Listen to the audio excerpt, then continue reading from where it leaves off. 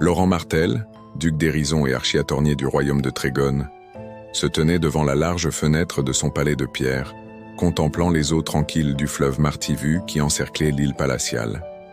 La cité d'Hérisson, perle de son duché et capitale éclatante, évoquait par sa magnificence les citadelles légendaires des temps anciens.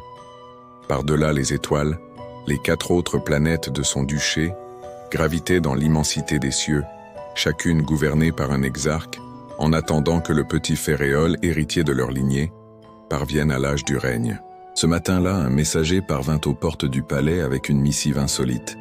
Les guildes de Saindaz accusaient leur exarque d'avoir détourné les taxes ducales sur le titane, précieuse ressource des mondes. Bien que paraissant jeune, Laurent portait la sagesse d'un homme ayant vécu 35 années avant le choix de la Saint-Andéol. Ce mystérieux événement qui l'avait ramené dans le temps avec les autres féodaux du royaume, tous désormais marqués par une chevelure flamboyante et des yeux d'un vert éclatant. Immédiatement, il ordonna une enquête approfondie. Les juges préfectoraux, nommés par l'exarque Vidomial, avaient clos l'affaire trop hâtivement. Le duc exigea que les registres soient examinés par un jury tiré au sort parmi les marchands et les artisans, puis que chaque défaillance soit éclairée par la rigueur de la loi.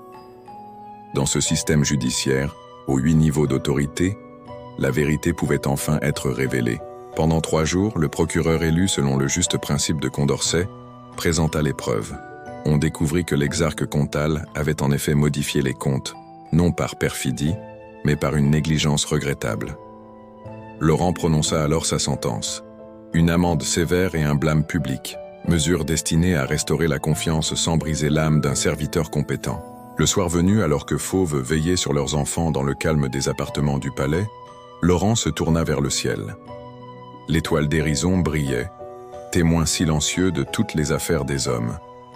Il ne savait ce que l'avenir lui réservait, mais il était convaincu que chaque décision, aussi minime soit-elle, contribuait à édifier un royaume plus juste. Les éternels errants, ombres bienveillantes de temps immémoriaux, semblaient observer ce moment d'intense méditation. Sous le soleil unique d'Hérisson, le fleuve Martivu poursuivait sa course éternelle, indifférent aux destinées humaines, gardien muet des secrets et des espoirs qui traversèrent les âges. Dans cette fresque galactique où l'honneur se mesure en justice et où les planètes se plient à la volonté d'un souverain éclairé, Laurent Martel incarne un pouvoir régi par la sagesse et la loi. L'ombre des princes. Chronique des rois roux, tome 1, où les luttes de pouvoir et le poids du destin tissent une trame d'une richesse fascinante. Découvrez-le dès à présent sur Amazon.